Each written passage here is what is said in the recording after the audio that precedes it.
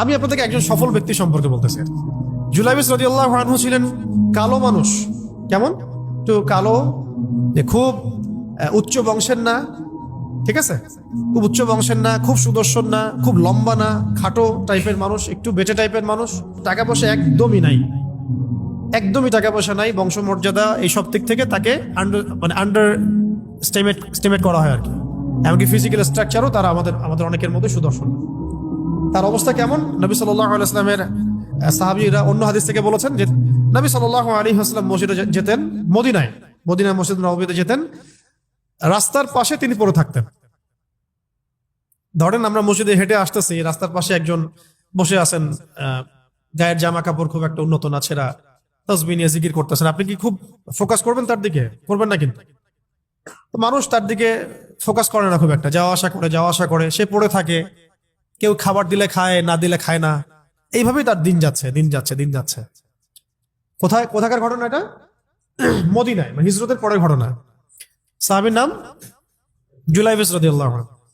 খুব উচ্চ বংশের না, অর্থবিত্ত নাই। বারবার বলছি, আমি রিপিট করতেছি কেন? বিকজ এটা আপনাদের সাথে অনেক অনেক মানে সাইকোলজিক্যালি মিলবে বিষয়টা অনেকের সাথে, এবং এটা আমাদের খুব ভালো করে জানাও দরকার আছে। তো একদিন নবী সাল্লাল্লাহু আলাইহি ওয়াসাল্লাম তাকে বললেন যাওয়ার সময়, হে জুলাইবিস, তুমি কি বিয়ে করবা? প্রশ্নটা কি? খুব মজার আলোচনা না এটা আমাদের কাছে, অনেকের কাছেই। হে জুলাইবিস, তুমি কি বিয়ে করবা না? প্রশ্নটা এরকম ছিল, হে জুলাইবিস, তুমি কি বিয়ে করবা না? উনি তো আকাশ থেকে পড়লেন, ইয়া রাসূলুল্লাহ, আমাকে কে বিয়ে করবে? আমার না আছে চেহারা সুরত, না আছে আমার বংশমর্যাদা, না অর্থবিত্ত, আমি কিভাবে বিয়ে করবো? কে মেয়ে দিবে আমাকে? কে আমাকে মেয়ে দিবে? তো ওদিন নবী সাল্লাল্লাহু আলাইহি ওয়াসাল্লাম চলে গেলেন, কিছু বললেন না। পরের দিন আবার বললেন, ইয়া জুলাইবিস, আলা তাতাজাওয়াজ, তুমি কি বিয়ে করবা না? একই উত্তর, ইয়া রাসূলুল্লাহ, আপনি গতকালকে এক কথা বললেন, আবার বলতেছেন বিয়ে করবেন, আমাকে কে বিয়ে করবে?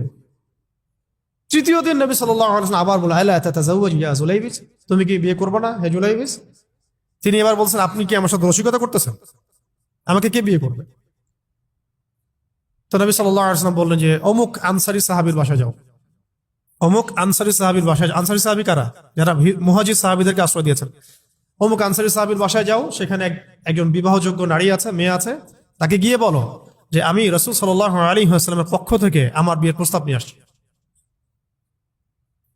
তিনি গেলেন, যাওয়ার পরে বললেন যে আমাকে প্রস্তাব সহ পাঠানো হয়েছে। মেয়ের বাবা আর মায়ের রিয়াকশন ছিল অনেকটা সাধারণত যা হয় তেমন আর কি। তুমি বিয়ের প্রস্তাব নিয়ে আসছো, তুমি কি খাওয়াবা মেয়েকে?